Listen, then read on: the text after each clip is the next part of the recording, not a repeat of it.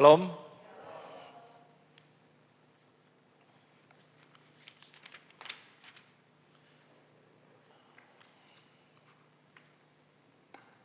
Puji Tuhan ya, hari ini kita semua bisa hadir di tempat ini dan dalam keadaan yang semangat, tidak mengalami kelemahan apapun juga, meskipun saya tadi pagi sakit perut dan kram perut saya ya. Sampai tadi ini dibawa juga, tetapi saya percaya Tuhan akan memberikan saya kekuatan. Hari ini kita akan belajar di mana baru kita merayakan Paskah, kebangkitan Kristus, kenaikannya nanti, dan janji Tuhan. Sebelum dia naik ke surga, dia memberikan janji apa? Dia akan memberikan seorang penolong, yaitu Roh Kudus. Roh Allah sendiri atau Allah sendiri akan disertakan bagi setiap orang percaya. Ini semua merasakan bahwa Roh Allah ada di dalam kehidupan kita. Yang dirasakan apa? Ya, pertanyaannya seperti itu. Kalau Roh Allah ada dalam hati kita, yang kita rasakan itu apa sih? Selama ini dalam kehidupan kita mengaku sebagai anak Tuhan, Roh Allah ada dalam kehidupan kita. Roh Allah itu satu pribadi, ya. Kita mengenal Allah Tritunggal, satu hakikat, yaitu hakikatnya Allah, 3 pribadi. Jadi Roh Kudus itu satu pribadi yang ada dalam kehidupan kita. Namanya pribadi, berarti dia bisa berbicara, dia bisa menegur, dia bisa melakukan segala sesuatunya karena pribadi. Kalau ilah-ilah lain itu tidak ada pribadinya. Pribadi yang diciptakan oleh siapa? Oleh orang yang membuat ilah itu sendiri. Ya. Sehingga kita harus paham hal itu dengan baik. Dan hari ini banyak sekali orang percaya yang mengaku ada Roh Kudus, ada Roh Allah, tetapi tidak mengerti. Benar-benar ada apa enggak ngerti, karena cara kerja Roh Kudus dalam kehidupan itu bagaimana? Kalau dia ada dalam kehidupan kita itu apa yang terjadi dalam kehidupan kita? Ada satu hal apa yang ada dalam kehidupan kita? Sehingga kita bisa berkata bahwa Roh Kudus ada dalam kehidupan kita. Banyak sekali ya orang Kristen, orang percaya merasa bahwa ada Roh Kudus itu kalau dia bisa bahasa roh. Kalau saya tanya, bahasa roh itu betul bahasa roh? Mereka jadi bingung. Tapi yang paling simpel, gampang, dia merasa bahwa kalau dia ada Roh Kudus itu dia bisa berbahasa roh. Tapi kalau coba dipikir dengan akal yang betul, kalau dia memang cuman ya berbicara yang tidak bisa diartikan seperti itu, dan dia merasa bahwa itu adalah Roh Kudus yang ada di dalam kehidupannya, tetapi sesungguhnya apakah seperti itu? Karena itu karunia. Jadi ada orang yang ada Roh Kudusnya belum tentu bisa berbahasa roh. Karena tidak semua orang menerima karunia bahasa Roh Kudus itu. Jadi tanda seorang yang ada Roh Kudus salah satunya bahasa roh. Tetapi kalau yang pasti ada Roh Kudus, ada satu hal apa yang ada dalam kehidupan kita. Dan Roh Kudus itu dijanjikan sebagai seorang penolong. Coba kita baca di dalam Yohanes pasal 14 ayat 16. Yohanes 14 ayat 16. Aku akan meminta kepada Bapa dan ia akan memberikan kepadamu seorang itu menunjukkan pribadi ya. Satu pribadi ya, yaitu pribadi Allah, penolong yang lain supaya ia menyertai kamu selama-lamanya. Jadi menyertainya itu kalau dia sudah menyertai kita selama-lamanya, dia tidak mungkin meninggalkan kita karena dia adalah Allah yang setia. Amin. Dia nggak bisa diganggu gugat dengan apapun juga. Kalau dia sudah menyertai, dia pasti menyertai kita selama-lamanya. Nah, cuman yang jadi satu hal yang penting sekali dalam kehidupan kita, apakah dia sudah benar-benar menyertai kita. Itu yang penting, karena orang banyak sekali menafsirkan, aku sudah ada Roh Kudus, aku sudah disertai Roh Kudus. Buktinya apa? Aku ngaku Yesus adalah Tuhan. Kalau ngaku Yesus adalah Tuhan, Roh Kudus disertakan dalam kehidupannya, betul toh? Tapi Yesus pernah ngomong enggak? Ada orang yang melakukan mujizat, melakukan apapun juga, dan pada akhirnya Yesus ngomong, aku tidak kenal kamu. Kalau orang itu berbuat segala sesuatunya mengatasnamakan Tuhan, berarti seolah-olah mengenal toh. Tapi Tuhan ngomong aku tidak kenal kamu, berarti kalau nggak kenal, Roh Kudus belum ada dalam kehidupan orang itu, betul ya? Tapi dia sudah merasakan ada Roh Kudus karena dia bisa melakukan mujizat. Bahaya enggak? Kalau Roh Kudus diidentikan hanya sebatas seseorang yang mampu melakukan kesembuhan ilahi katanya, melakukan ya mujizat-mujizat apa berarti ada Roh Kudus. Orang-orang yang tidak percaya Tuhan Yesus melakukan hal yang namanya spektakuler seperti itu, mujizat banyak, benar gak? Ya Roh Kudus itu bagaimana? Apalagi kalau kita baca, kita berharap seorang penolong, ya mungkin nolong dalam hal apa? Roh Kudus menolong dalam hal apa dalam kehidupan kita? Apalagi kalau kita baca di dalam Kisah Rasul, pada waktu Petrus, Kisah Rasul berapa itu? Kisah Rasul pasal 12 ya. Pada waktu Petrus dilepaskan, ayat 4 coba kita baca. Mulai ayat 4, pasal 12, ayat 4. Kisah Rasul 12 ayat 4. Setelah Petrus ditangkap, Herodes menyuruh memenjarakannya di bawah penjagaan 4 regu, masing-masing terdiri dari 4 prajurit. Maksudnya ialah supaya sehabis Paskah ia menghadapkan ke depan orang banyak.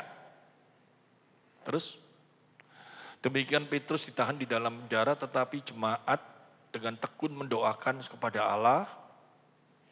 Pada malam sebelum Herodes hendak menghadapkannya kepada orang banyak, Petrus tidur di antara 2 orang prajurit terbelenggu dengan 2 rantai. Selain itu prajurit-prajurit pengawal sedang berkawal di muka pintu. Tiba-tiba berdirilah seorang malaikat Tuhan dekat Petrus dan cahaya bersinar dalam ruangan itu. Malaikat ya ini ya, malaikat ya. Bukan Roh Kudus ya.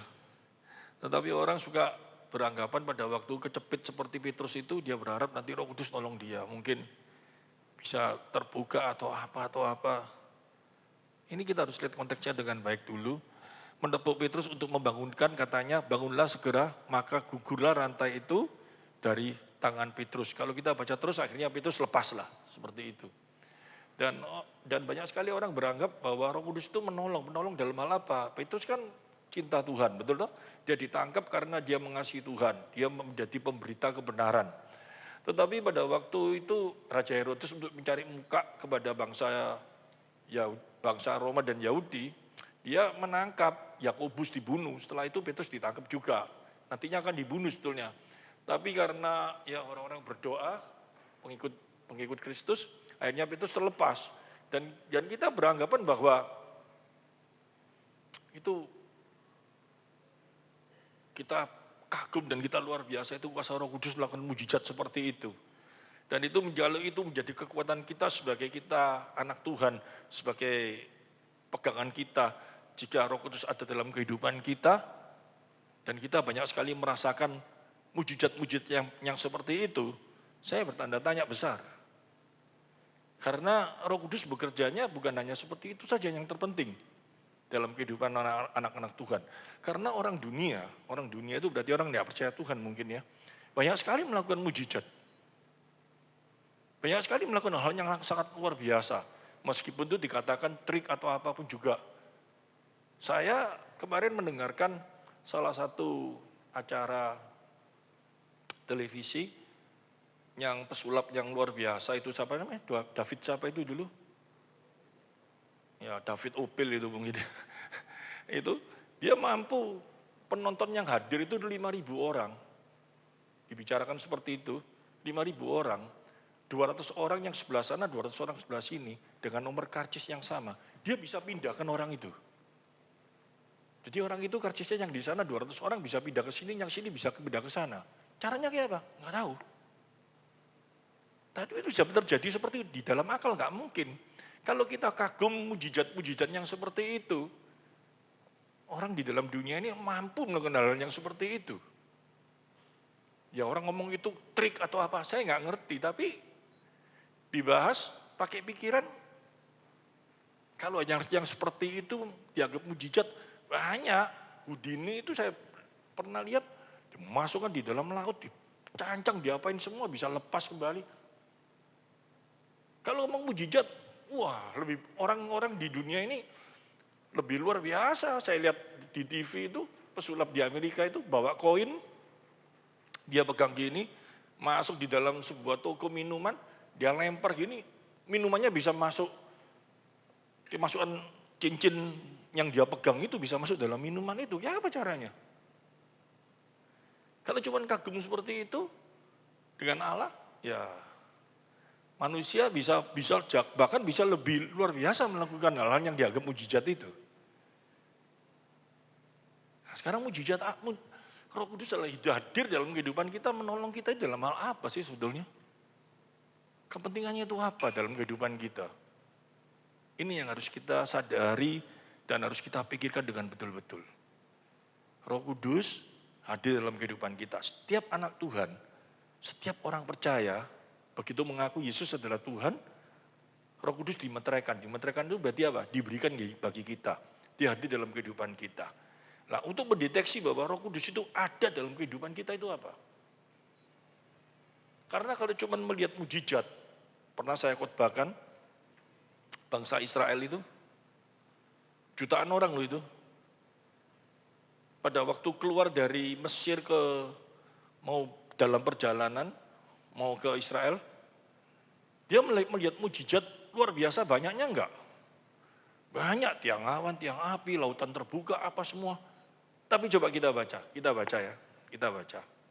Yang nanti yang bisa benar-benar cinta Tuhan, benar-benar ada kuasa dari Tuhan hadir dalam kehidupannya, itu cuma 2 orang loh, dari jutaan orang itu. Yaitu siapa? Kaleb sama Yosua. Musa, ya salah satu Musa, tapi Musa tidak masuk. Coba kita baca. Bilangan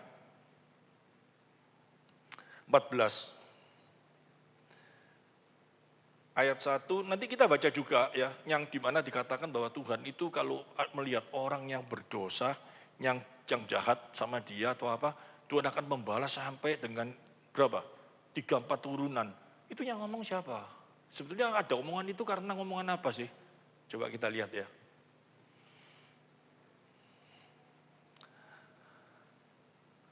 Bilangan 14 ayat 1. Lalu segenap umat itu mengeluarkan suara nyaring dan bangsa itu menangis pada malam itu. Apa? Kenapa ini? Coba kita lihat. Bersungut-sungutlah semua orang Israel kepada Musa dan Harun. Dan segenap umat itu berkata kepada mereka, sekiranya kami mati di tanah Mesir atau di padang gurun ini,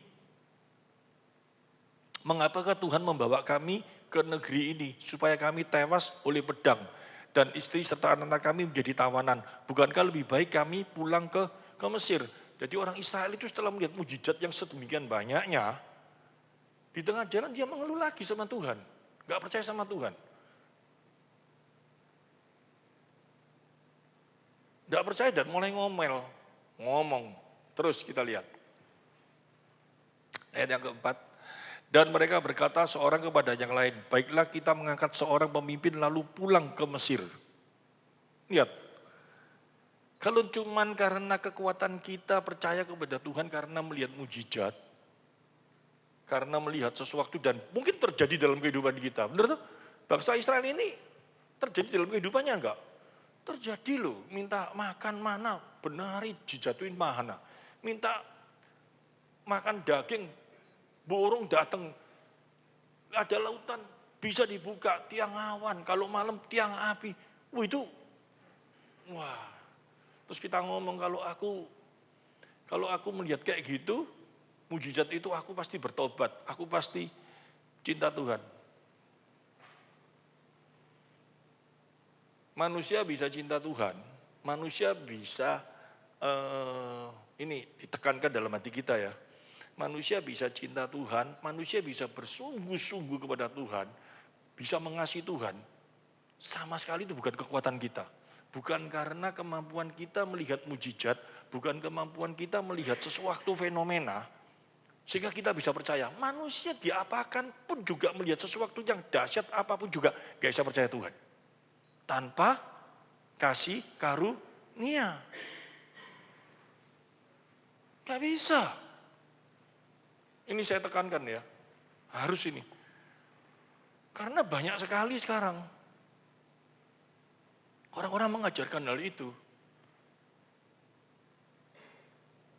Tidak mengajarkan apa sih kekuatan manusia bisa percaya kepada Tuhan.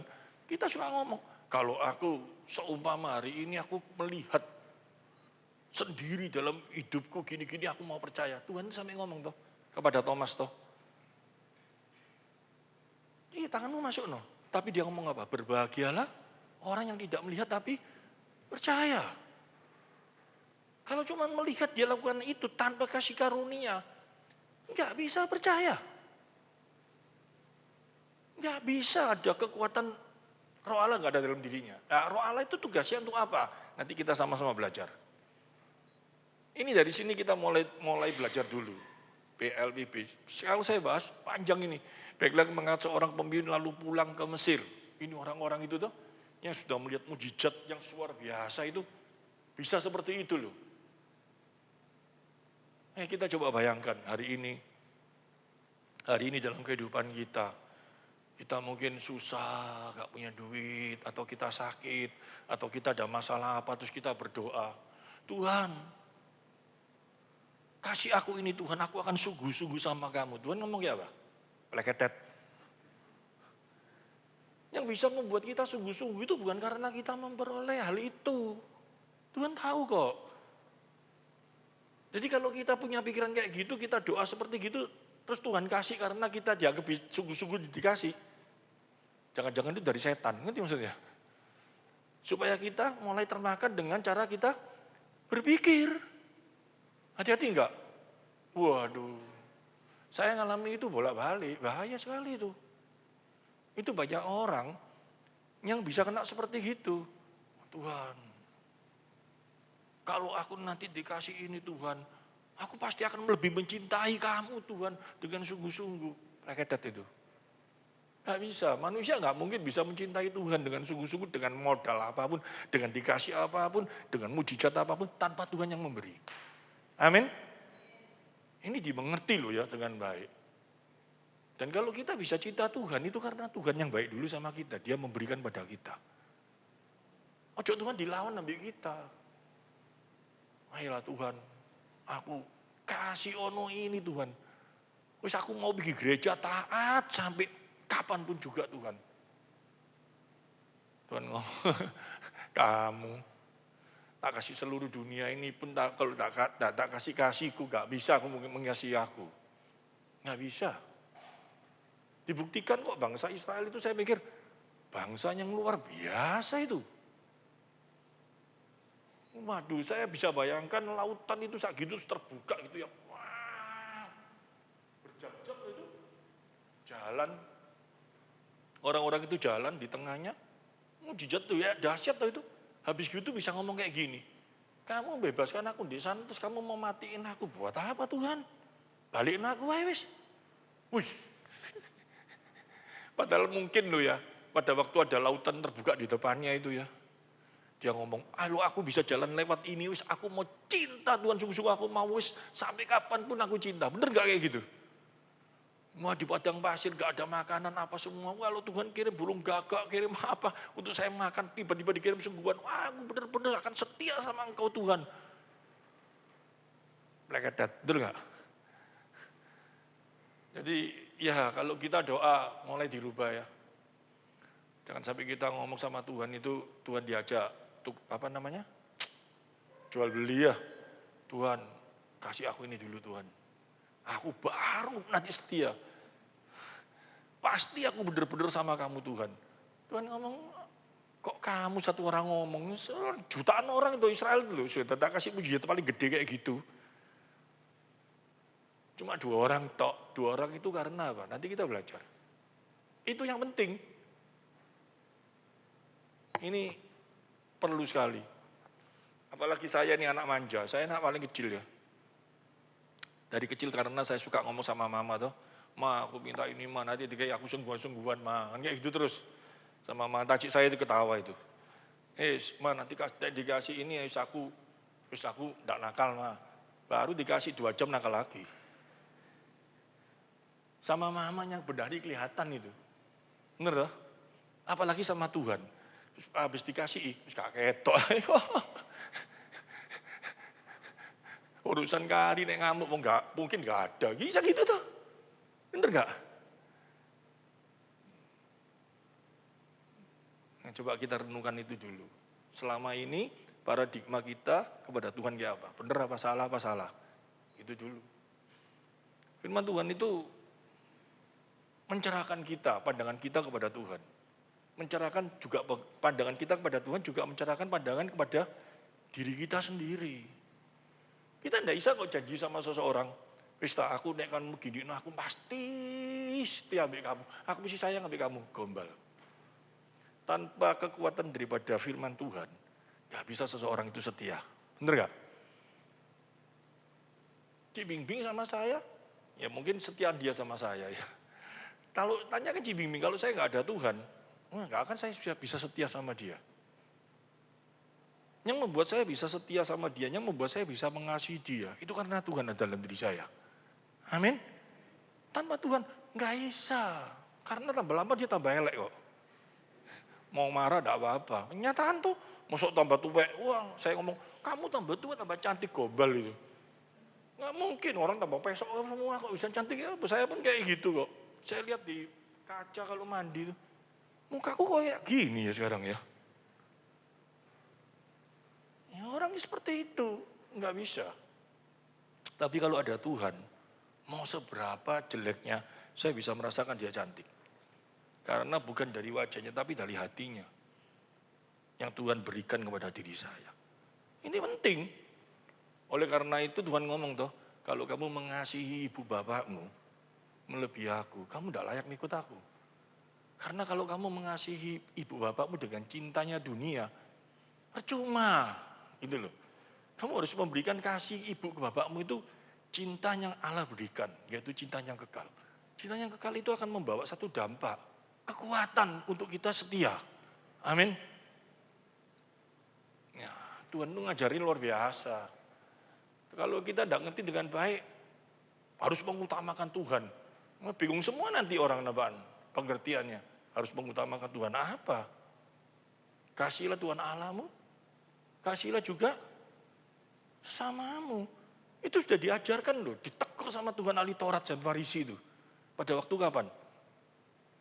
Pada waktu orang-orang Israel itu memberikan diajarkan tentang memberikan persembahan kepada rumah Tuhan. Padahal bangsa Israel itu memiliki sebuah budaya yang sangat luar biasa. Setiap anak laki-laki itu mulai dari muda sudah mulai bekerja, itu mengumpulkan harta, diberikan nanti kepada orang tuanya, nanti pada waktu orang tuanya pensiun, dikumpulkan. Dan pengajarnya yang di rumah ibadah itu ngomong, harta yang kamu kumpulkan untuk orang tuamu itu, jika kau berikan ke rumah Tuhan, kamu tidak perlu kasih dia lagi, tidak apa-apa. Karena kamu mengasihi Tuhan. Tuhan tegur, Tuhan ngomong apa? Kamu melakukan satu hukum, benar toh, untuk Tuhan, tapi kamu mengingkari hukum yang lain, yaitu apa? Mengasihi sesama. Tidak betul itu. Itu bukan dari Allah, itu dari pikiranmu sendiri. Ditegur sama Tuhan hal itu. Nah, kita kembali ke sini. Dan mereka berkata seorang kepada yang lain, baiklah kita mengangkat seorang pemimpin lalu pulang ke Mesir. 5. Lalu sujudlah Musa dan Harun di depan mata seluruh jemaat Israel yang berkumpul di situ. 6. Tidak apa-apa, santai ya, tidak apa-apa.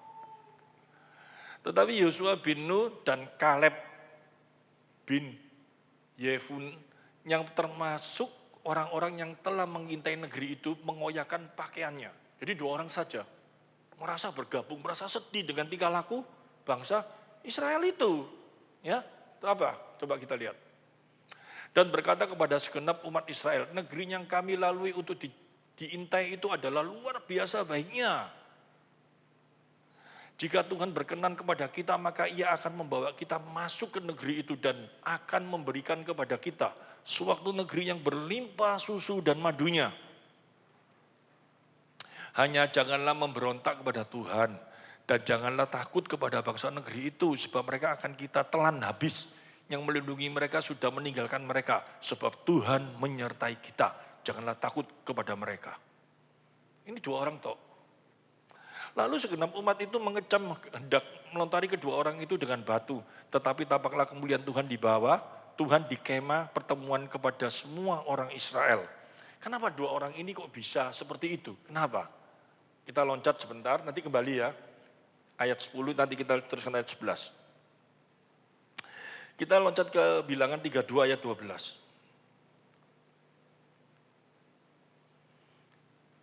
Ini kita harus ngerti, karena sudah dijelaskan di perjanjian baru, betul ya? 2 orang ini bisa cinta kepada Tuhan, sudah luar biasa, itu bukan sekali-kali karena apa? Kekuatan pribadinya, kebaikannya, sehingga dia bisa setia sama Tuhan, nggak bisa. Buktinya di mana? Nanti kita dijelaskan di dalam perjanjian baru. Jangan sampai kita ngomong, Kaleb sama siapa namanya? Yosua itu, wah memang jiwanya baik, sehingga dia bisa cinta Tuhan. Coba kita baca ini dulu, kalau kita baca ini nanti ya. Dan sekarang kamu 3, berapa itu?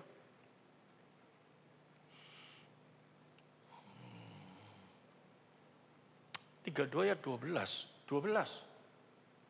Bahaya ini.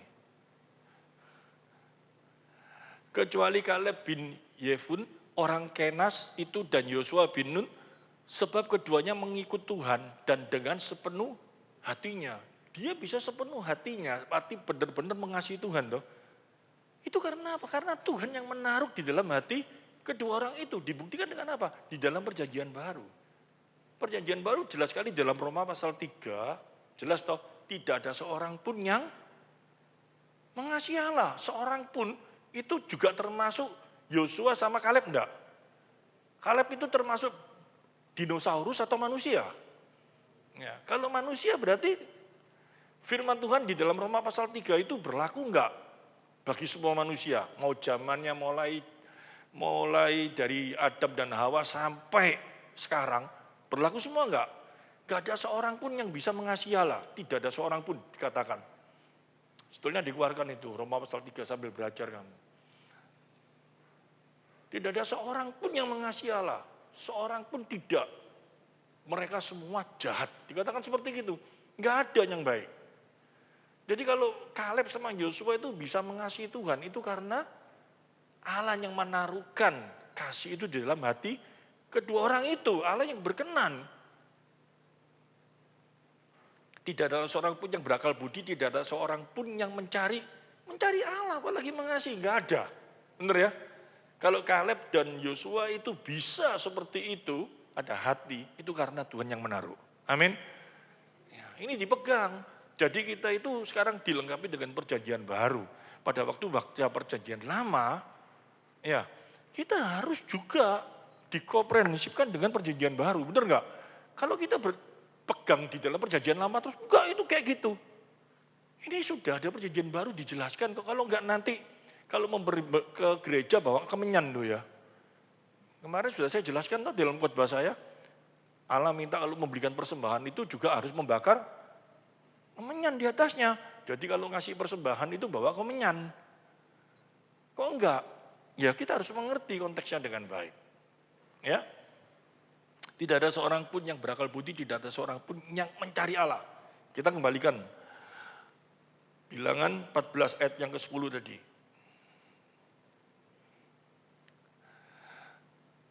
Lalu segenap umat itu mengancam hendak melontari kedua orang itu dengan batu, tetapi tampaklah kemuliaan Tuhan di kemah pertemuan kepada semua orang Israel. 11. Tuhan berfirman kepada Musa, berapa lama lagi bangsa ini menista aku? Dan berapa lama lagi mereka tidak mau percaya kepadaku, sekalipun sudah ada segala tanda mujizat yang kulakukan di tengah-tengah mereka. Apakah Allah ini frustasi? Gak pernah Allah frustasi. Kalau kata baca ini seolah-olah Allah frustasi toh. Tapi enggak, ini sebetulnya ini sedang ingin memberitahu kepada kita semuanya bahwa manusia itu bisa bertobat, Manusia itu bisa cinta Tuhan, manusia itu bisa setia. Itu bukan karena melihat mujizat, gak bisa. Tapi karena kasih karunia Tuhan berikan. Dengan melihat mujizat, mulai hatinya tergerak, ya, dan mulai mencari Tuhan. Kalau bagi mereka yang dipilih, bagi mereka yang menerima kasih karunia. Kalau enggak, ya dibuktikan kok. 2 juta orang itu kalau dilihat dalam sejarah orang Israel itu. Enggak bisa cinta Tuhan kalau sekedar cuma melihat mujizat. Apalagi melakukan mujizat. Wah.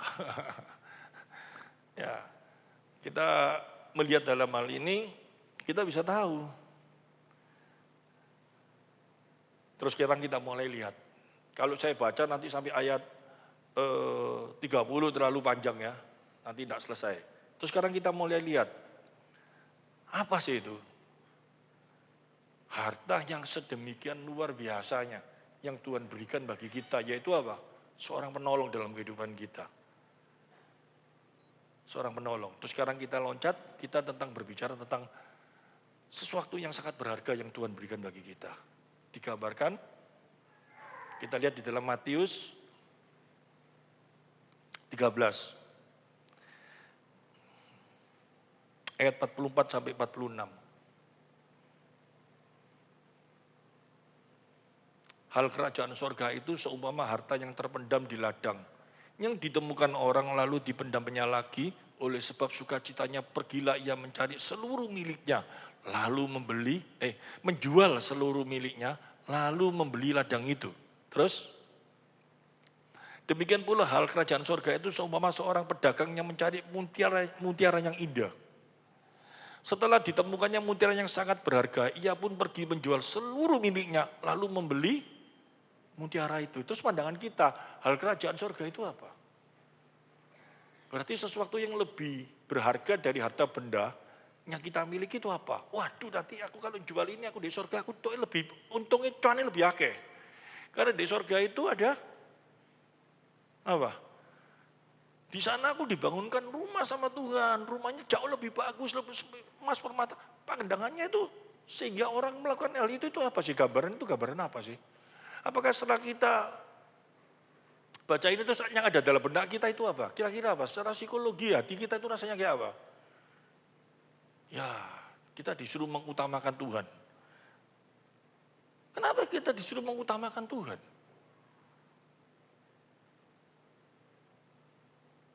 Hal kerajaan sorga itu sebetulnya menggambarkan apa? Kok kita sampai kalau menemukannya harta kerajaan sorga itu apa? Apa sih ditemukan dalam kehidupan kita?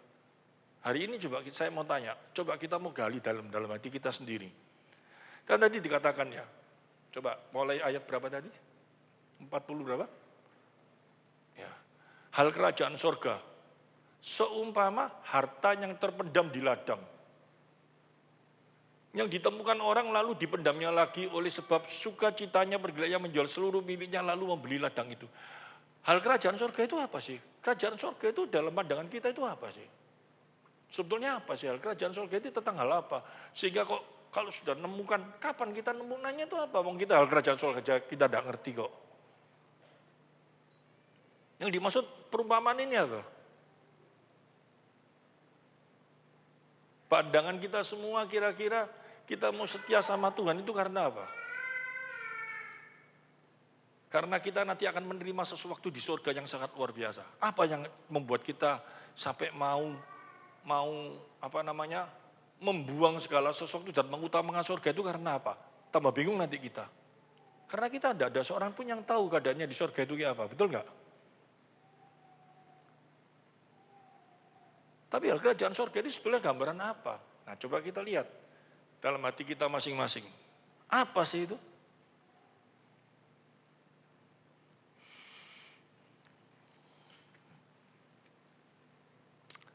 Coba kita mulai belajar ya satu-satu.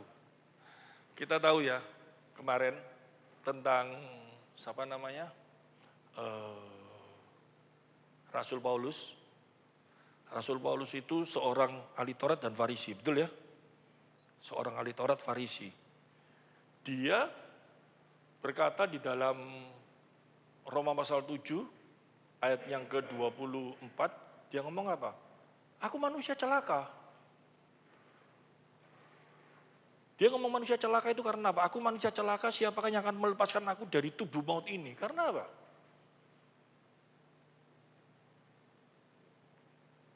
Kalau kita lihat ayat di atasnya, dia tahu hal yang baik, tetapi dalam tubuhnya dia ini dia tidak bisa melakukan. Malah yang jahat, malah yang dia lakukan. Kalau sudah yang terjadi seperti itu, ada damai sejahtera enggak? Tidak ada. Manusia itu tidak ada damai sejahtera dalam dirinya. Semua manusia enggak ada damai sejahtera. Mau di apa namanya, ditenang-tenangkan kayak apa. Semua manusia itu yang membuat dia ada damai sejahtera itu bukan karena duitnya banyak, karena apa, karena sehat. Enggak, tetapi karena ada Tuhan enggak dalam hidupnya. Nah, Rasul Paulus ini berusaha untuk memiliki damai sejahtera itu dalam hidupnya dengan cara kayak apa? Dia melakukan hal-hal yang baik, dia melakukan hal-hal yang sesuai dengan perintah, seolah-olah perintah hukum Taurat. Kita semua belajar kemarin ya, hukum Taurat itu pertama kali ada 10 hukum. Tapi karena ada masalah di dalam 10 hukum itu, bangsa Israel tidak bisa melakukannya. Bangsa Israel seolah-olah melakukan sesuatu supaya 10 hukum Taurat itu dijabarkan menjadi 613 hukum. Supaya bisa dilakukan dengan manusia. Sekarang saya tanya, 10 hukum yang buat Allah toh? 613 hukum yang membuat siapa? Manusia. Kalau 613 hukum itu yang membuat manusia, pasti bisa dilakukan oleh manusia enggak? Bisa, karena yang buat manusia. Tapi 10 hukum itu gak mungkin bisa dilakukan oleh manusia. Karena hukum Taurat diberikan, dalam firman Tuhan dikasih tahu, bukan untuk menyelamatkan manusia. Tetapi untuk membuktikan bahwa manusia itu berdosa. Apa maksudnya? Firman Tuhan itu ngomong, kalau tidak ada hukum Taurat, manusia itu nggak ada rambu-rambu hukumnya. Tapi ada seseorang yang berbicara, kalau kayak gitu orang yang tidak pernah dengar hukum Taurat bagaimana? Dikatakan lagi, ya memang kamu tidak pernah dengar hukum Taurat, tapi hukum Taurat itu dihitung di dalam hati nuranimu. Setiap manusia ada hati nurani enggak? Kalau orang Cina ngomong apa? Liangsin itu. Ada enggak? Ada. Dalam diri manusia itu ada. Hati nurani itu dijadikan sebagai hukum Taurat dalam dirinya. Jadi kalau itu ada dalam kehidupan manusia, otomatis manusia semua tidak bisa melakukan sesuatu yang benar, yang baik dalam hidupnya. Kalau nggak bisa melakukan hal yang benar, yang baik, tidak secara langsung, nggak ada damai sejahtera dalam dirinya toh. Kecuali ada orang yang ngomong, aku nggak pernah berbuat jahat, aku ini baik terus dalam diriku. Hati-hati, firman Tuhan juga ngomong, kalau orang yang merasa tidak ada dosa, berarti firman itu tidak ada dalam dirinya. Kalau firman itu nggak ada dalam dirinya, celaka dia. Ngerti maksudnya? Ini begitu komprehensif. Sambung menyambung menjadi satu. Nah sekarang pertanyaan saya. Dalam posisi yang seperti itu, sang rasul ini kebingungan toh. Dia sudah berusaha supaya menerima damai sejahtera. Kalau orang bisa ada damai sejahtera, itu sesuatu harta yang sangat mahal enggak?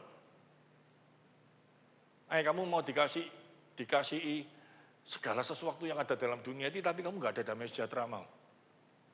Nggak mau tuh. Memiliki segala sesuatunya, ya suami ganteng, keluarga penuh, apa semua, tapi nggak ada damai sejahtera. Kok bisa? Sudah punya ya terpenuhi, tapi hatimu nggak ada damai. Waduh, bisa terjadi kayak gitu nggak? Yang mana waduh itu ada pasti. Buktinya apa? Dibuktikan kok manusia kaya, terkenal, luar biasa. Michael Jackson bunuh diri. Orang top yang memiliki segala sesuatu. Kalau orang nggak punya apa-apa bunuh diri ya orang biasa ini ya memang stres dia. Tapi ini punya segala sesuatu yang dia punya apapun juga stres. Itu menunjukkan tidak ada damai sejahtera. Tapi kalau di dalam Tuhan, ada sesuatu yang sangat luar biasa. Itu penolong, ngerti maksudnya? Nolong dalam hal apa? Kamu kejepit, kamu ditekan, kamu dia apa? Tapi kamu bisa survive.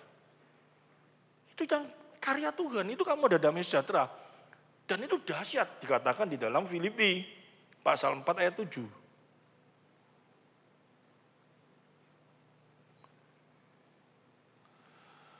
Damai sejahtera Allah yang melampaui segala akal akan memelihara hati pikiranmu dalam Yesus Kristus. Ini luar biasa loh. Benar gak? Damai sejahtera Allah yang melampaui segala akal kita. Melampaui segala akal maksudnya apa? Ditilik, diselidiki, dipandang. Kalau secara manusia, orang ini susah. Ngerti maksudnya? Wah, hidupnya ngepres, dipecat. Dia wah susah luar biasa. Tapi dia bisa tenang. Bukan dia gila, bukan. Bukan dia menenang-nenangkan dirinya, bukan. Tapi ada Tuhan dalam dirinya yang memberikan kekuatan, yang memberikan bukan kekuatan diem saja, bukan loh ya. Tapi ada sesuatu sifat positif yang Tuhan berikan untuk tetap semangat, optimis dalam hidupnya. Dan dia tidak pernah goyang karena apa? Ada Tuhan dalam dirinya. Amin. Itu ditulis di dalam mana sih? Roma pasal 8 itu loh. Ayat 28. Allah turut bekerja dalam segala hal, mendatangkan kebaikan bagi setiap orang yang mengasihi dia. Kata mengasihi itu apa? Yang sudah ada di dalam dia. Amin. Meskipun kamu mungkin Allah, kita tahu sekarang bahwa Allah turut bekerja dalam segala sesuatu.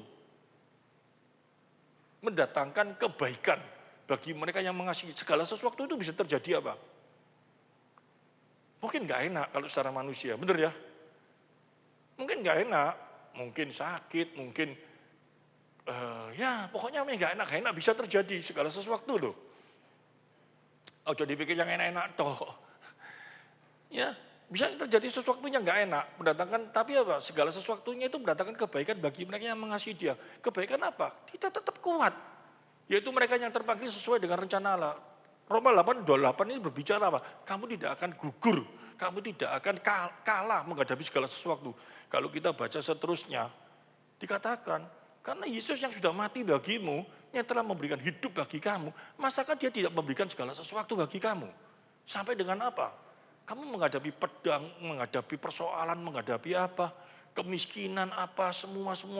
Kamu lebih daripada pemenang. Itu apa itu artinya? Itu roh Allah yang hadir dalam kehidupan kita. Dia akan memberikan satu kekuatan bagi kita. Amin. Karena Roma 8 ini berbicara tentang karya Roh Kudus dalam kehidupan anak Tuhan. Saya ulangi ya. Puncak daripada kitab Roma ini ayat 1 sampai dengan pasal 1 sampai dengan pasal 7 tadi itu ya. Terus sampai pasal 8. Pasal 8 ini karya Roh Kudus itu loh, bekerja dalam kehidupan orang anak Tuhan. Amin. Tuhan turut bekerja dalam segala hal mendatangkan kebaikan bagi setiap orang yang mengasihi dia, yaitu bagi mereka yang terpanggil. Terpanggil itu berarti dipanggil, yang dipilih sesuai dengan rencana Allah. Kalau Allah sudah manggil, sesuai rencananya, bukan tiba-tiba. Kalau sudah rencana itu berarti Allah memiliki rencana itu yang tiba-tiba atau dari sebelum segala sesuatunya ada, Allah sudah memiliki rencana. Amin. Rencananya Allah itu bukan kayak orang, aku hari ini tak bikin ini, besok enggak, bikin ini. Enggak gitu loh, Allah itu maha tahu kok. Benar enggak? Rancangannya itu tidak bisa berubah, rancangannya dari awal. Dia sudah merencanakan itu semua, kalau dia sudah merencanakan memilih kamu, sampai kapanpun, tetap kamu menjadi orang pilihannya. Amin. Itu. Dikatakan coba kita, baca aja enggak apa-apa, 29. Sebab semua orang yang dipilihnya dari semula, mereka juga ditentukannya dari semula untuk menjadi serupa dengan gambaran anaknya. Dipilihnya, kata berarti Allah yang lakukan. Ditentukan berarti Allah yang menentukan. Kata itu kan Allah yang lakukan semua. Gitu. Anaknya supaya anaknya itu menjadi yang sulung di antara banyak saudara. Terus 30. Dan mereka yang ditentukannya dari semula mereka juga dipanggilnya. Dan mereka yang dipanggilnya mereka juga dibenarkannya. Dan mereka yang dibenarkannya mereka juga Itu Allah yang lakukan semua. Sampai dengan titik tertentu, sampai dimuliakan itu tangan Allah yang bekerja.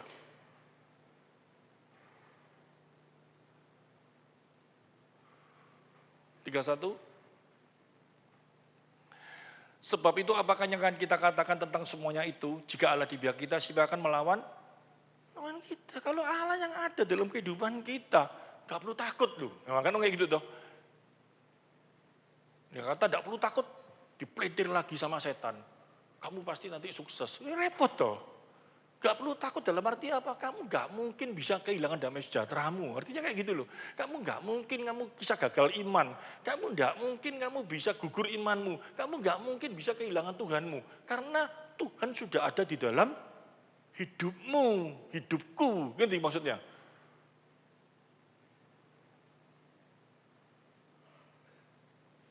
Karena apa? Kita lihat coba terus. 32. Ia yang tidak menyayangkan anaknya sendiri, tetapi yang menyerahkannya bagi kita semua. Bagaimanakah mungkin ia tidak apa? Mengaruniakan segala sesuatu kepada, loh ini harusnya kita senang luar biasa loh. Kalau Yesus mati di kayu salib, dia dikatakan anak Allah yang mengasihi kita. Kalau dia diberikan bagi kita. Masa kalau dia memberikan anak yang dikasihinya untuk kita, masa dia tidak memberikan segala sesuatu disertakan supaya kita apa? Bersama-sama dengan dia tetap survive, tetap kuat di dalam dia. Amin. Segala sesuatu kalau yang memberikan segala sesuatu itu ya tingkatan dunia yang paling top lah. Presidennya Amerika atau presidennya Cina atau Jokowi. Bisa gagal enggak? Bisa, yang namanya manusia bisa gagal. Tapi yang mengaruniakan ini, penciptamu, pencipta dunia ini, dia menyertakan kita, dia memberikan kita. Kalau dia ngomong kamu tetap hidup, kamu tetap seperti ini, sesuai dengan rencanaku. Bisa ada yang gagal kan? Enggak bisa. Dan ini yang ngomong siapa? Firman Tuhan, Tuhan sendiri. Bahkan dia ngomong sendiri apa? Aku pun gak bisa gagalkan rencanaku. Hebat enggak? Duh, gak percaya ya. Tuhan pun ngomong, aku pun gak bisa gagalkan rencanaku. Yesus pun gak bisa gagalkan rencanaku. Rencananya, coba kita baca. 33. Siapakah yang menggugat orang-orang pilihan Allah? Allah yang membenarkan mereka. Loh, siapa yang akan menghukum mereka? Kristus Yesus yang telah mati, bahkan yang lebih lagi yang telah bangkit, yang duduk di sebelah kanan Allah, yang malah menjadi pembela kita. Gak mungkin, kalau sudah dipilih, gak bisa gagal rencana Tuhan itu. Gitu loh istilahnya. Tuhan pun gak bisa gagalkan, Allah pun enggak, arah Roh Kudus enggak. Tapi yang jadi persoalan benar-benarkah kita sudah dipilih, gitu loh. Ini yang harus kita deteksi terus dalam kehidupan kita. 34, 35. Siapa akan memisahkan kita dari Kristus, kasih Kristus, penindasan atau kesesakan atau penganiayaan atau kelaparan atau ketelanjangan atau bahaya atau pedang. Ini persoalan masalah hidup toh. Kalau sudah dipilih Tuhan, sudah tentukan, sudah jadi kekuatan semuanya. Masalah hidupmu gak bisa memisahkan kamu, gak bisa membuat kamu gugur, gak bisa membuat kamu kehilangan damai sejahtera. Kenapa saya ngomong kayak gitu? Kita sekarang buktikan dalam perjanjian lama. Sadrak, Mesak, Abednego, itu pada waktu itu mau masuk dapur api gak? Dia terus kayak apa? Nangis gitu. Wah, kehilangan damai, buyar gitu. Dia bisa tetap kuat, itu karena siapa? Sadrak, Abednego-nya yang kuat. Yang luar biasa itu Tuhan yang menyertai dia. Tuhan memberikan kekuatan bagi dia. Dibuktikan toh. Semuanya. Bukan itu saja. Seluruh orang-orang yang setia bisa kuat itu semua. Itu karena tangan Tuhan yang menyertai. Bisa tenang. Sampai itu kata-kata Sadrak, Mesak, Abednego itu luar biasa. Itu kata-kata yang benar-benar orang yang tidak pernah kehilangan damai sejahtera. Karena dia ngomong apa? Aku tahu Allahku sanggup menolong aku. Tapi kalau sampai pun dia tidak mau menolong, aku tetap masuk dapur api, aku tetap tidak akan menghujat dia, aku tetap tenang. Itu menunjukkan apa? Dia ada ketenangan, ada damai sejahtera dalam hidupnya. Amin. Dia bisa kayak gitu tuh karena apa? Karena Allah menyertai dia. Rasulnya Petrus disalib, tidak mau disalib kepada dia. Balik aja aku salibin. Tidak ada di dalam sejarah itu rasul yang mau dipenggal kepalanya apa. Nangis-nangis jerit-jerit ketakutan. Enggak. Tidak bisa kehilangan damai sejahtera. Kok bisa kayak gitu? Kekuatannya manusia kayak apa bisa gitu? Bukan kekuatannya manusia. Tapi Roh Kudus yang dihadirkan dalam kehidupan hadapan kita. Tapi zaman sekarang ya apa? Katanya ada Roh Kudus. Zaman sekarang ya apa? Antri pecel, pendayan pecel aja langsung mengeluh nangis, bingung. Waduh. Ya apa? Beras naik sedikit, wah ribut semua. Apa, bingung semua. Roh Kudus yang apa? Roh Kudus itu bekerjanya bagaimana dalam kehidupan anak Tuhan?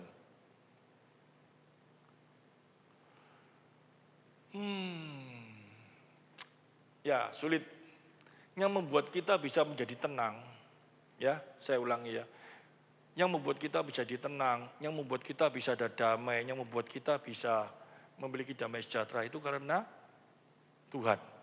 Tuhan berbicaranya melalui apa? Firman-Nya. Amin. Firman-Nya sudah ada dalam diri kita. Loh kalau kita tidak kenal firman, bisa tenang kayak apa? Sampai mati kita nggak akan bisa tenang. Kita harus kenal firman. Harus belajar firman, karena gini loh ya. Saya heran, orang Kristen katanya, sudah jadi Kristen. Tetapi ke gereja, gak mau dengar firman Tuhan. Gak mau belajar Tuhan, merasa sudah jadi jemaat, duduk manis di gereja, gak mau belajar, sudah menunjukkan bahwa Roh Kudus ada dalam dirinya. Gak mungkin. Kalau Roh Kudus ada dalam diri seseorang itu pasti ada satu kerinduan, haus akan firman Tuhan. Dan itu tidak bisa kita karena semangatnya kita, enggak.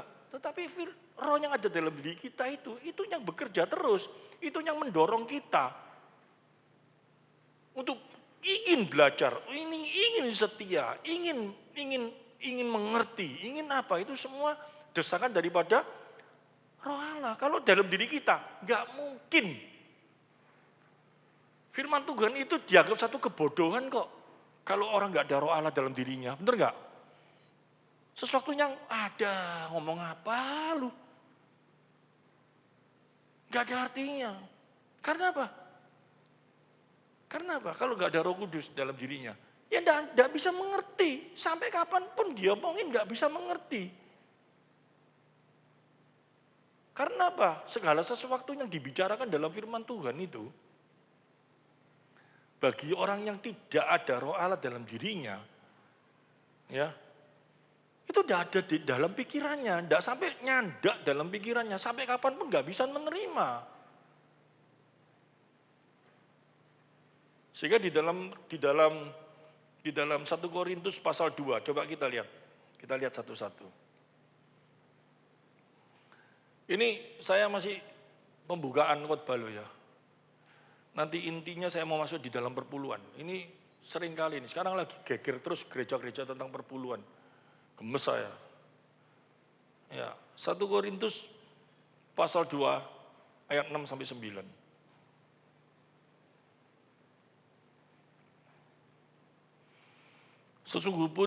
Sungguh pun demikian kami memberitakan hikmat di kalangan mereka yang telah matang, yaitu hikmat yang bukan dari dunia ini dan yang bukan dari penguasa-penguasa dunia ini, penguasa-penguasa dunia yang akan ditiadakan. Tetapi yang kita beritakan adalah hikmat Allah yang tersembunyi, yang rahasia, sebelum dunia dijadikan telah disediakan Allah bagi kemuliaan kita. Kenapa disediakan Allah bagi kemuliaan kita sebelum dunia dijadikan? Karena rencana Allah itu sudah dirancang kepada kita sebelum segala sesuatunya ada.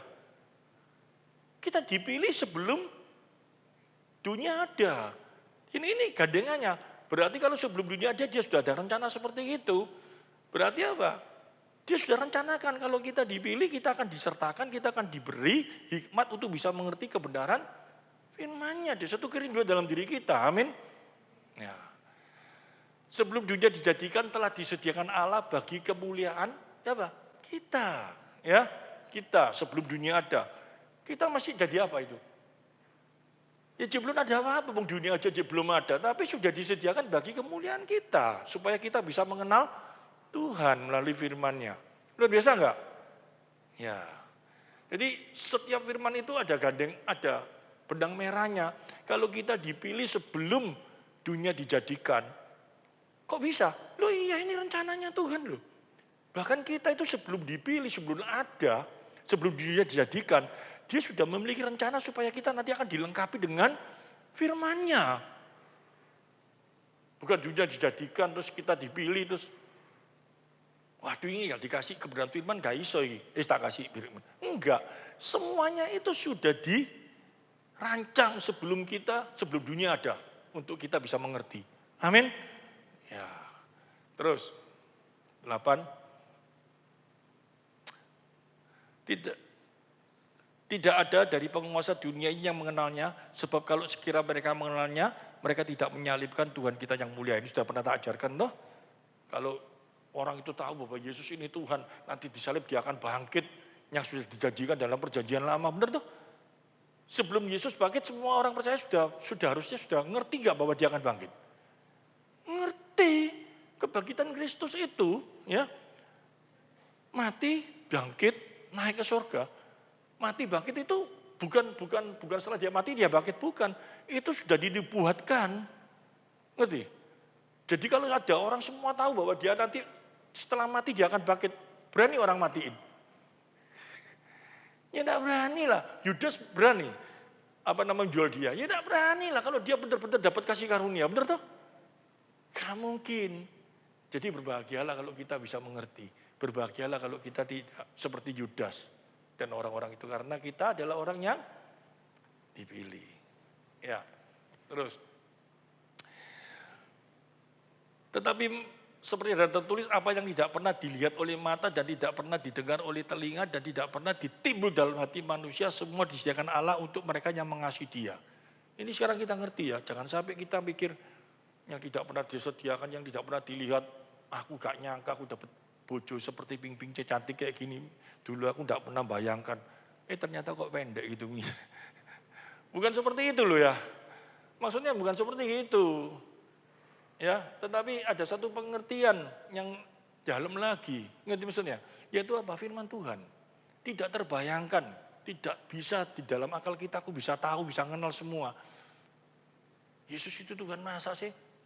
Tapi sekarang kok bisa tuh? Itu semua kasih karunia yang Tuhan berikan. Ya, untuk ini kita harus mendeteksi dulu, ngerti maksudnya? Makanya hati-hati ya, banyak orang ngomong, aku percaya Yesus Tuhan, aku cinta Tuhan. Tapi pada waktu dikejar terus, benar-benar ngerti Tuhan, benar-benar cinta Tuhan apa enggak? Belum tentu, gitu loh. Bahkan gereja pun sekarang banyak yang keliru. Orang-orang yang menyampaikan tentang perpuluhan, banyak yang salah. Kesalahannya di mana? Coba kita lihat.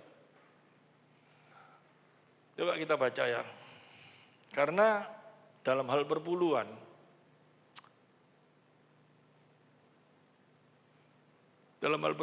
itu banyak sekali orang merasa bahwa itu haknya Tuhan.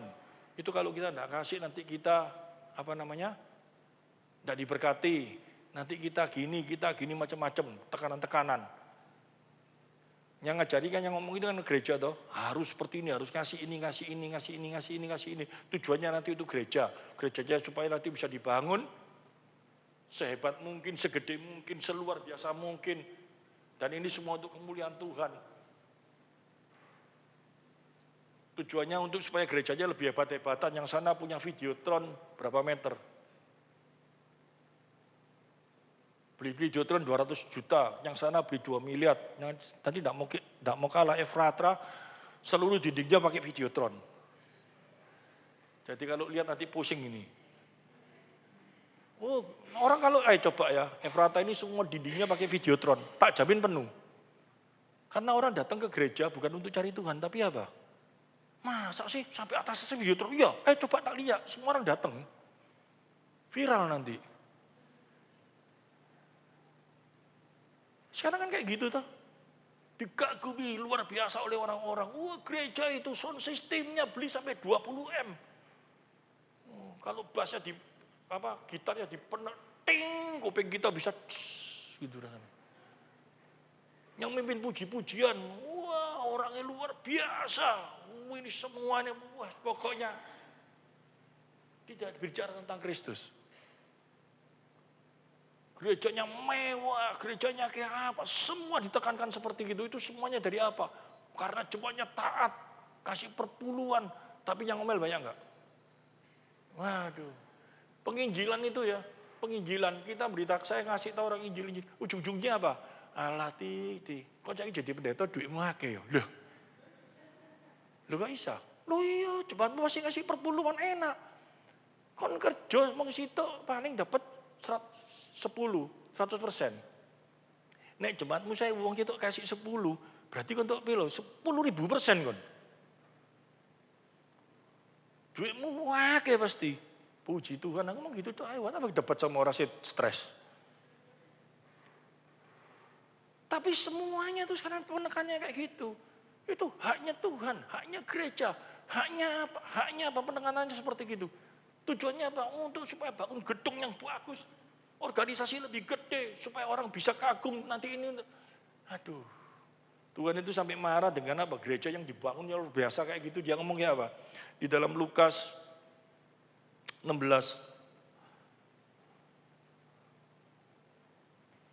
ayat 10 sampai 15.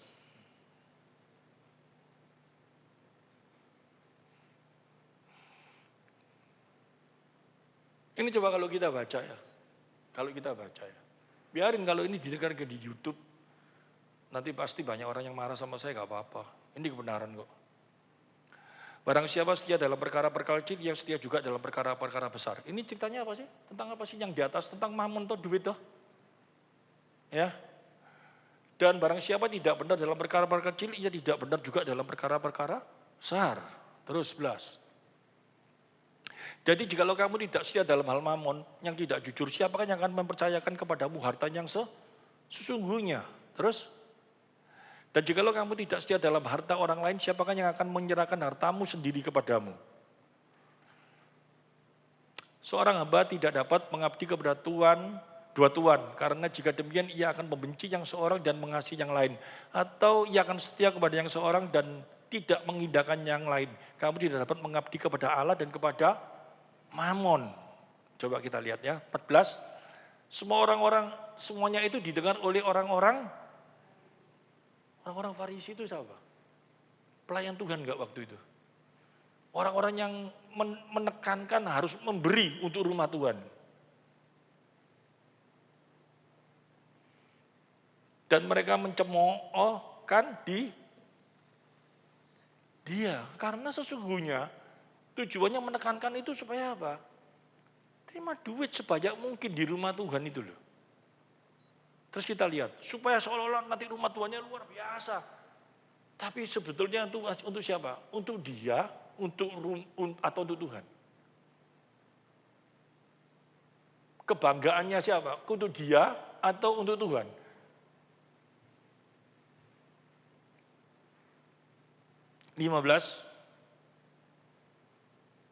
Lalu ia berkata kepada mereka, kamu membenarkan diri di hadapan orang. Benar gak tuh? Membenarkan diri karena apa? Dia ngomong, loh duit tak terima ini untuk siapa?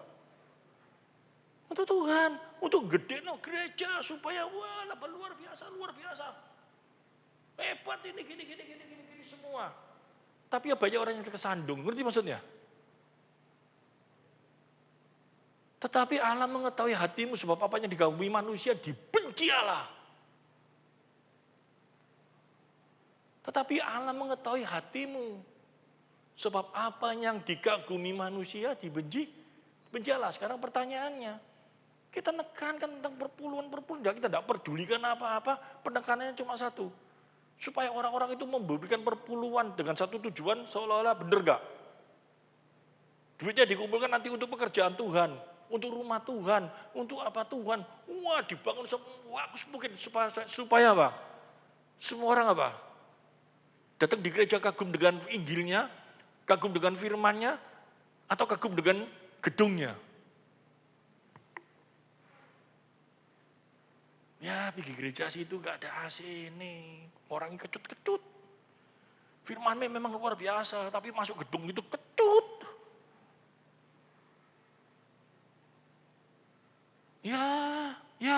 Ya, banyak enggak? Sound systemnya, waduh, payah. Ya, tapi jangan payah-payah nemen lah, orang sekarang kan banyak yang budek. Tapi asal cuma bisa didengar itu kan sudah cukup toh. Kayak diafragma ini cukup toh. Maksud harus orang satu tak kasih headset gitu.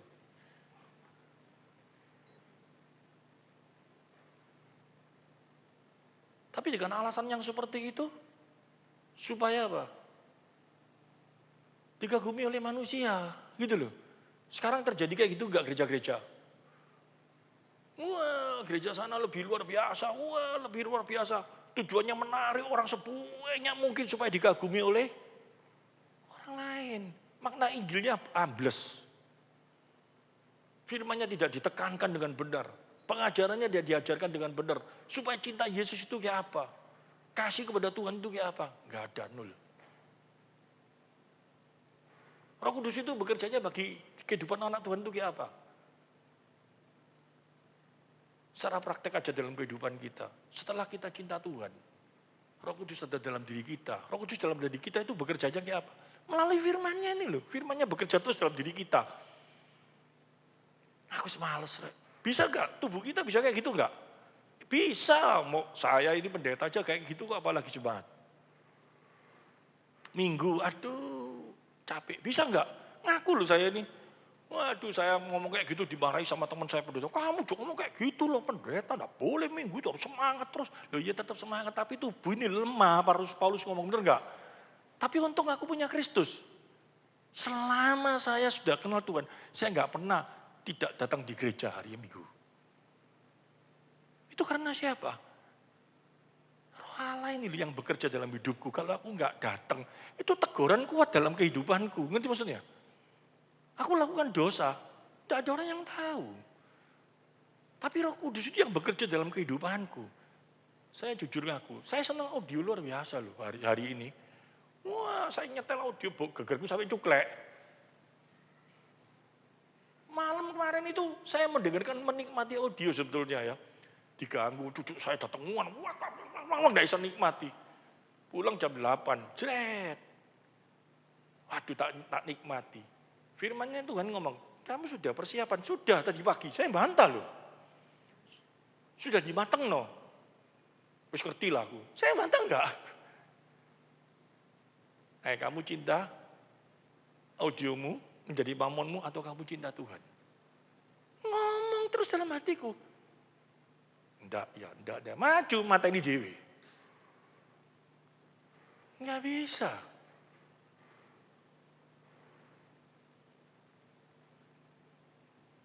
Mau alasan apa? Enggak bisa. Karena apa? Firman itu seperti pedang bermata dua, nusuk terus dalam kehidupan anak Tuhan. Dia berbicara terus dalam kehidupan kita. Males, capek aku gini. Enggak bisa. Mau belajar firman. Persiapan, saya ngomong, wes aku hari ini Tuhan tahu lah, aku mau penan audio, enggak usah persiapan berat-berat. Malah keluar bilangan, malah keluar gini, waduh cik banyak ayatnya. Enggak bisa, karena apa? Secara manusia enggak bisa melawan kekuatan yang sudah Tuhan berikan dalam kehidupanmu. Itu salah satu anak rohani di tempat ini. Pergi ke luar pulau, masuk ke hutan. Di sana dia gelisah, kerjaan dapat duitnya mungkin lebih banyak, lebih apa semua. Tapi hatinya yang bukan karena efratanya, tetapi firman-Nya itu yang bergerak. Terpujilah engkau, bukan karena apa? Itu berarti menunjukkan bahwa dia sudah ada dalam hidupmu. Bersukacitalah. Itu Damai sejahtera melampaui akal hadir dalam kehidupanmu. Kalau gaji yang gede kamu tinggalkan dan kamu mau yang perkara yang kayak gini-gini. Dan itu kamu tetap kuat survive. Itu menunjukkan bahwa kamu sudah dikasih Tuhan. Tuhan ada dalam hidup. Itu yang luar biasa. Bersuka cita itu waduh. Gak ada kata-kata aku getun. Gak mungkin. Karena apa? Aduh puji Tuhan. Aku bisa kayak gini. Secara manusia rugi. Tapi secara Tuhan, waduh.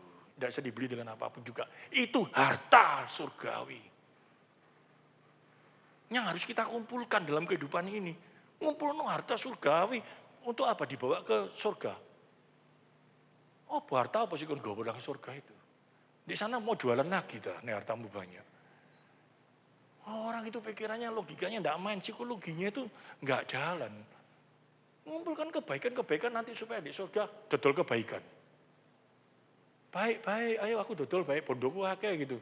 Dibagi-bagikan nanti gitu. Kan bukan kayak gitu. Tapi ada sesuatu yang luar biasa. Kita makin dekat, kita makin melakukan hal yang baik di hadapan Tuhan. Kita makin setiap hari kita menjauhi dosa. Damai sejahtera itu makin hadir dalam kehidupan kita makin luar biasa. Amin. Dosa yang bergerak dalam kehidupan kita mampu menang. Bersuka citanya luar biasa. Mungkin kita nggak punya duit bisaan. Mungkin kita makin lemah. Tapi rohku makin menyala-nyala. Rasul Paulus ngomong kayak gitu karena apa? Dia makin luar biasa di hadapan Tuhan. Dia luar biasa itu dia menang atas dosa dan dosa. Amin. Demonstrasi kekuatan Allah itu diberikan bagi kita saat Roh Kudus hadir dalam kehidupan kita. Roh Allah itu bekerjanya luar biasa bisa memuliakan kita. Dipakai sebagai alatnya. Amin. Itu yang harus hadir dalam kehidupan kita. Sehingga nggak ada alasan. Yang nomor satu bagaimana Tuhan dimuliakan dalam kehidupan. Ini yang Rasul Paulus ngomongkan. Di dalam 1 Korintus pasal 9.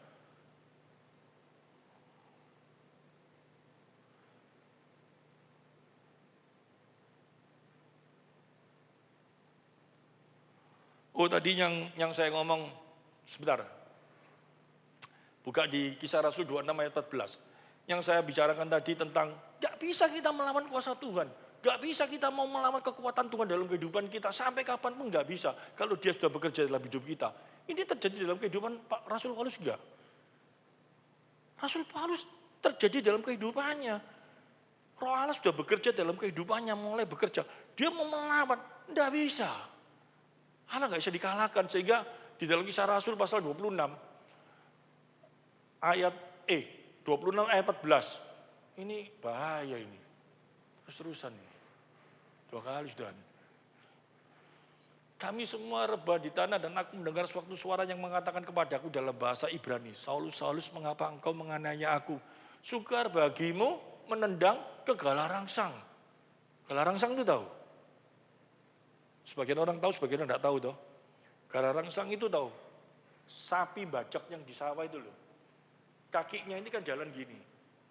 Ini di depan, kanan kiri muka belakang itu dikasih bambu yang ditajamkan. Sehingga dia jalan itu tidak bisa mau lari ke sana tidak bisa, itu diarahkan. Jadi dia tidak bisa, dia makin melawan, dia makin sakit. Dia harus diarahkan sama yang memegang, menyetir dia sebagai seorang yang mengendalikan dia. Rasul Paulus sudah tidak bisa untuk melawan kuasa Tuhan.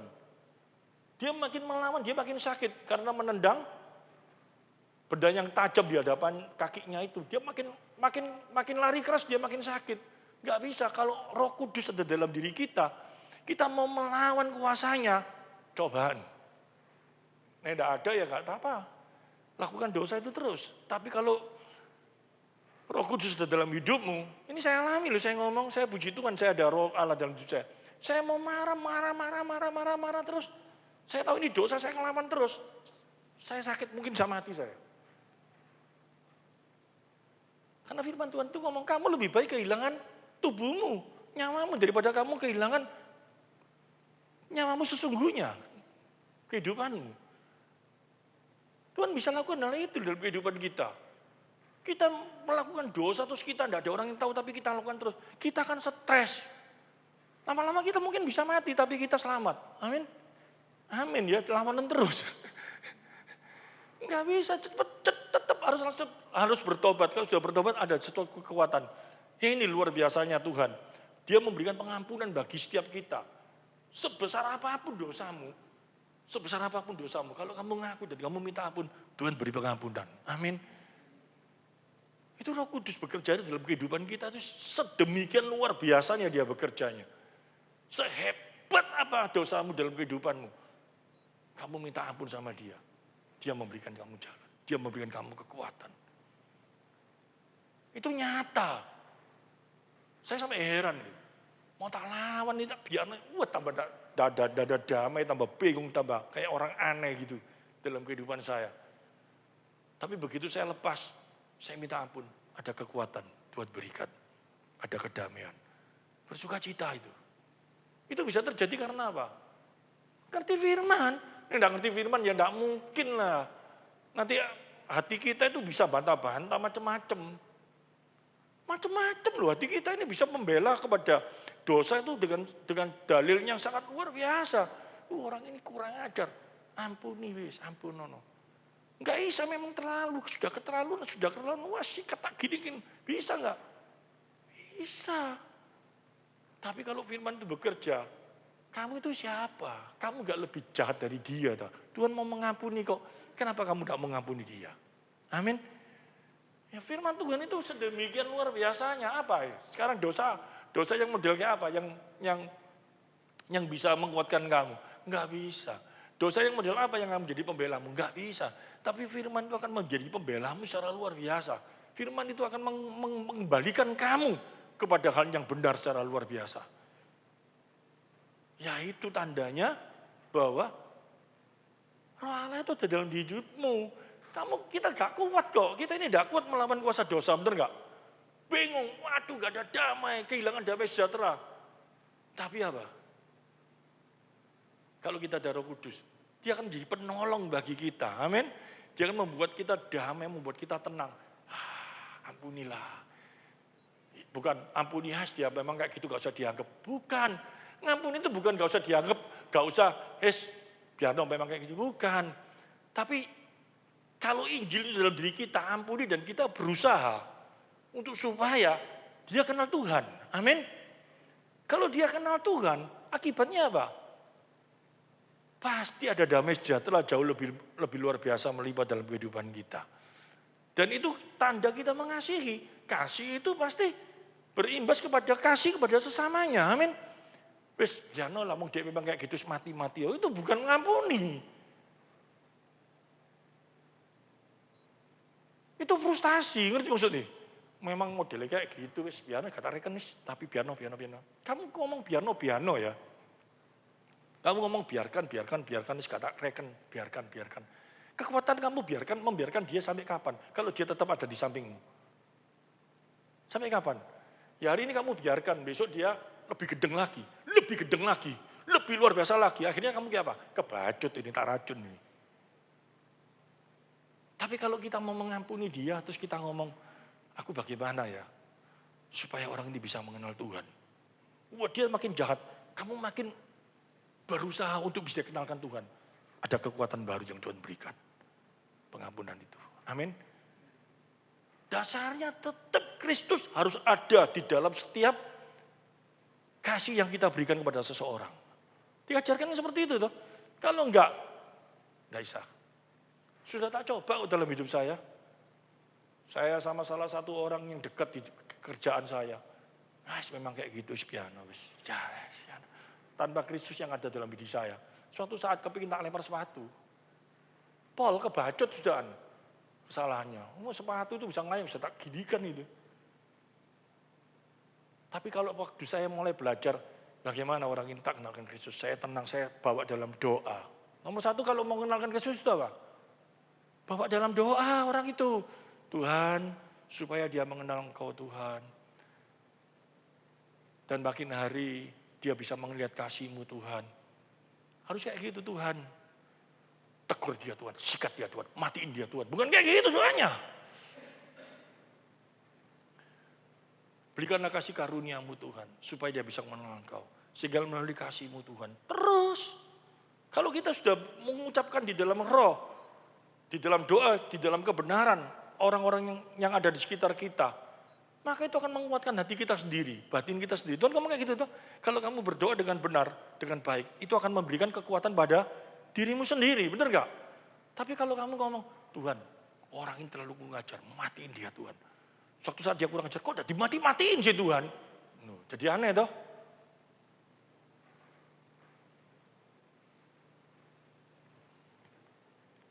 Ya, habis waktunya.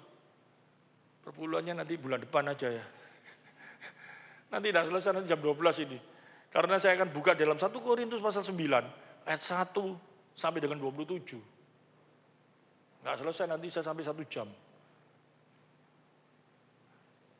Tentang upah itu. Ya, sekarang yang kita pelajari satu. Kesimpulannya, seorang penolong diberikan bagi kita. Tujuannya penolong itu untuk hidup kita itu apa? Bukan masalah-masalah agamawi, bukan. Tapi yang terutama, ketidakmampuan kita untuk menghadapi kuasa dosa. Ketidakmampuan kita untuk menghadapi hati nurani yang jahat. Itu dia menolong kita. Melalui apa? Firman-Nya. Amin. Sudahkah ada dalam hidupmu? Kalau tidak ada, kenapa? Ada 2 hal. Yang pertama, kamu belum kenal firman. Kalau kamu belum kenal firman, sama saja kamu mengaku Yesus, tapi Yesus tidak kenal kamu. Tapi kalau kamu mulai kenal firman, dia akan mengalir dalam kehidupan kita. Firman yang paling sederhana aja. Gak usah berbicara tentang prestasi atau apa-apa, gak usah. Tapi satu hal, aku tahu engkau sebagai penebusku. Arti penebusku itu aja ya, engkau sebagai penyelamatku. Kalau kita ngerti dengan benar, itu dengan sungguh-sungguh benar, itu sudah akan menjadi kekuatan dalam kehidupan kita. Karena apa? Pada waktu kita ngomong, engkau sebagai penebusku, dosaku, engkau sebagai penolongku.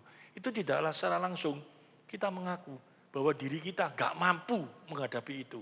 Dan dia yang memberikan kemampuan dalam kehidupan kita. Dan dia yang menebus kita. Itu aja sudah menjadi satu kebenaran dalam kehidupan kita. Amin firman Tuhan. Mari kita tundukkan kepala. Terima kasih Tuhan. Sebentar kami akan masuk dalam perjamuan kudus.